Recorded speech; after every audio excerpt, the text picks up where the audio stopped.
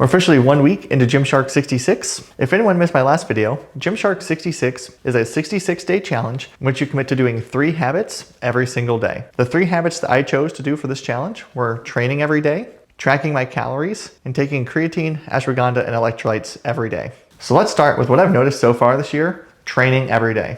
As some of you may know, last year I decided to run at least a mile every day. And while that was a great goal, this year I decided to broaden the scope a little bit and train every day. Running every day was really taxing and prevented me from ever being fully recovered, which was affecting my performance in the gym. So by just training every day, I'm gonna have some gym days, some running days, and some that are both. So far, I've noticed that I've felt much better in the gym, especially on my squat focus days. I currently work out in the gym 6 days a week and have 2 runs programmed every week. I have my runs programmed on days where they will have a minimal effect on my following squat day, which will hopefully allow me to progress even more in the gym this year.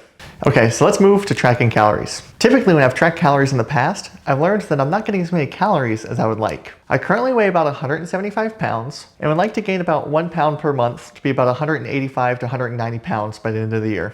To achieve the goal of gaining about 1 pound per month, I have my nutrition app that I use to track calories set for a daily caloric surplus of 125 calories. This way I can gain weight slowly, and most of the weight I gain will hopefully be muscle and not fat. I'm also aiming to get at least 1 gram of protein per pound of body weight per day and at least 38 grams of fiber per day. So far, it's been a lot harder than I anticipated to eat a caloric surplus. The first 2 days of the month, I dramatically undershot my caloric goals, but on the 3rd day, I dramatically overshot it. Then on the 4th and 5th days, I was visiting family and didn't have access to a food scale or a good method of tracking calories. I still tracked my calories as best I could, but it's very difficult to estimate how much something weighs or how many calories are in something, especially if I don't know the recipe. I'm hoping that the more consistently and the longer that I track my calories, the better I'll be at actually sticking to the prescribed amount of calories every day. I think I'll do even better next week. Now let's move to taking creatine, ashwagandha, and electrolytes. So far this year, I've been able to think a lot more clearly and been a lot more focused. And my guess is that that is primarily from the electrolytes. The last couple times I've gotten my blood tested,